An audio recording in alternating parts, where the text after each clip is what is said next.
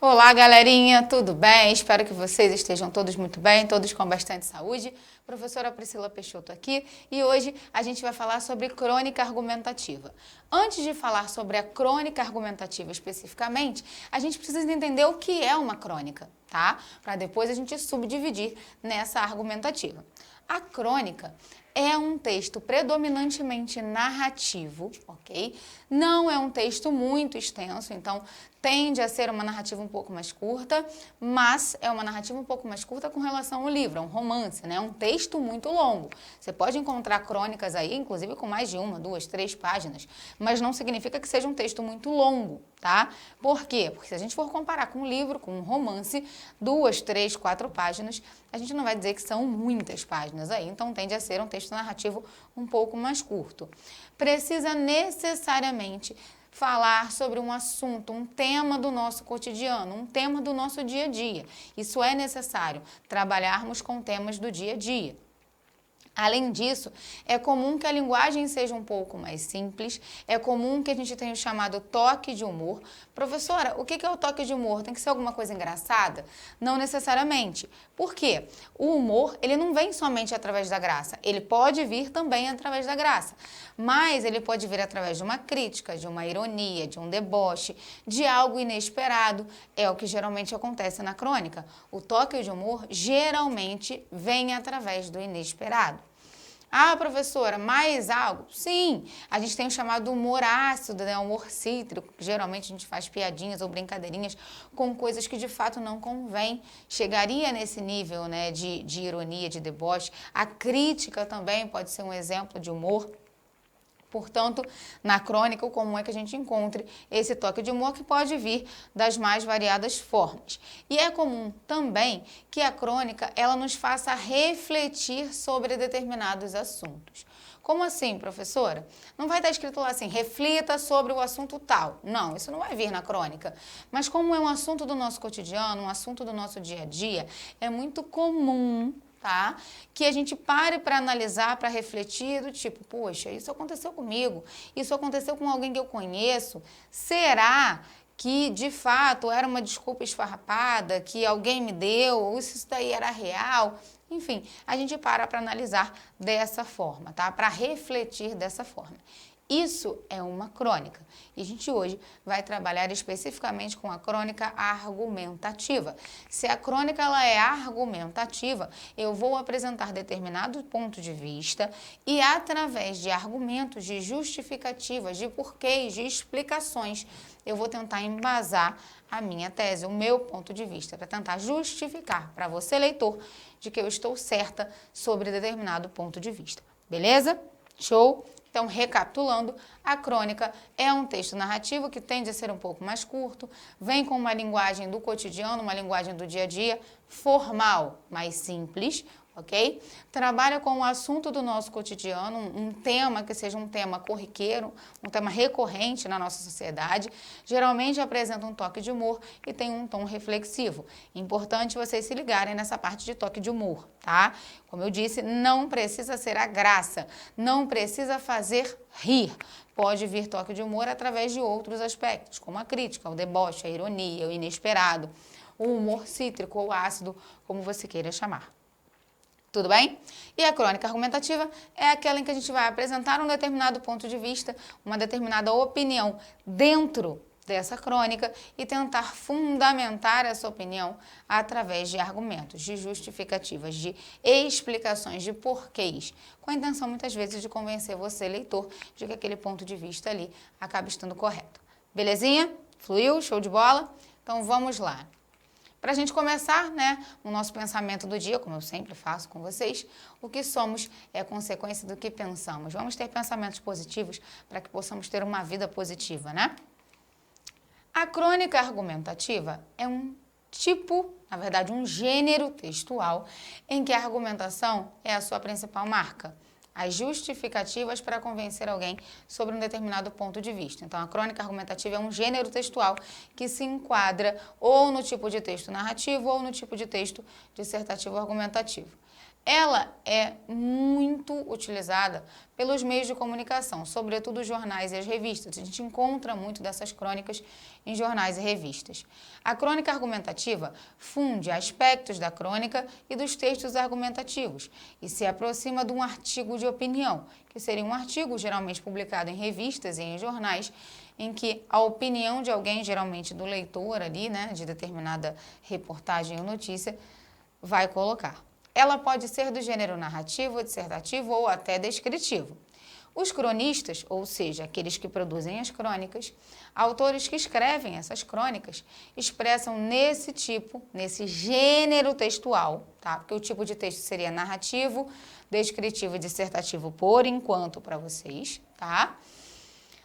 Um tema e a sua posição, ponto de vista ou juízo de valor sobre tal assunto. Quais são as principais características, professora, de uma crônica argumentativa, tá?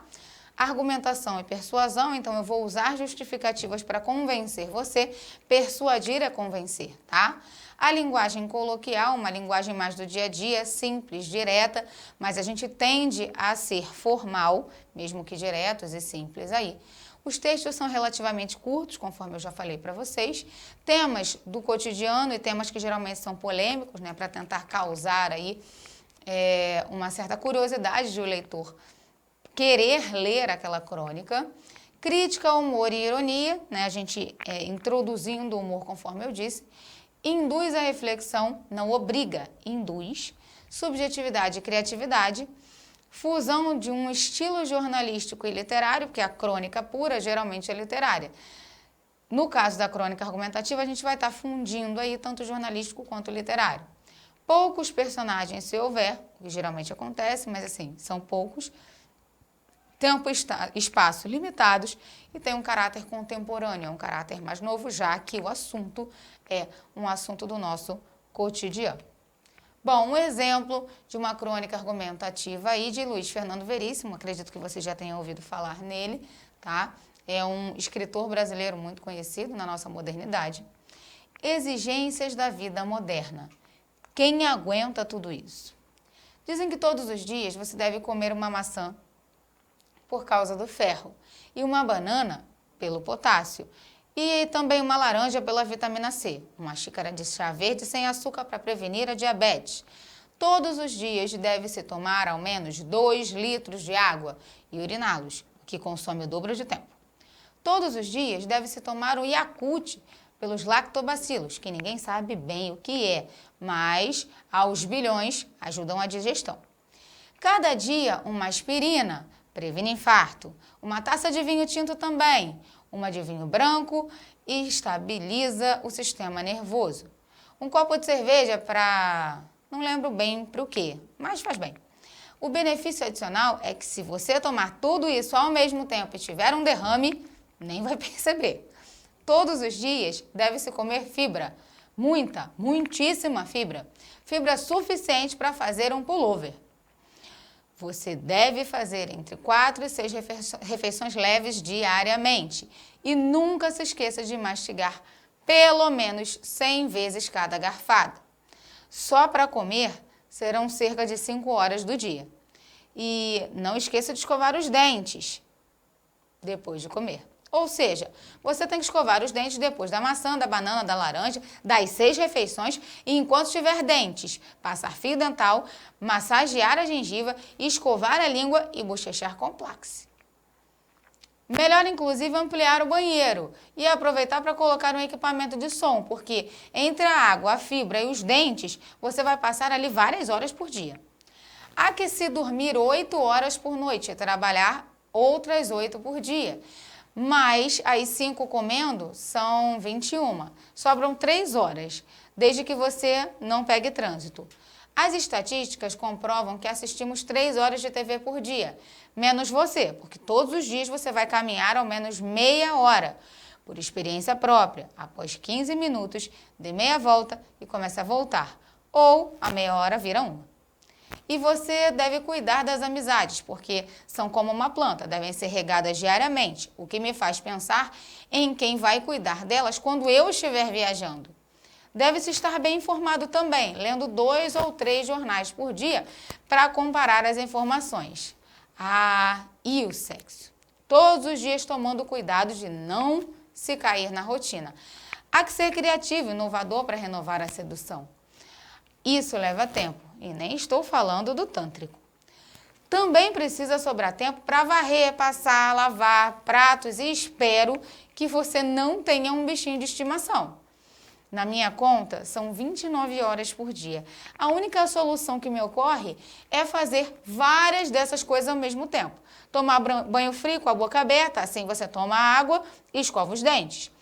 Chama os amigos e seus pais, beba o vinho, coma maçã e dê a banana na boca da sua mulher.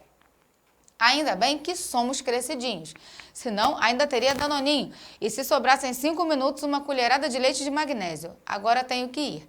É o meio do dia e depois da cerveja, do vinho e da maçã, tenho que ir ao banheiro. Já que vou, levo o jornal. Tchau. Se sobrar um tempinho, me manda um e-mail.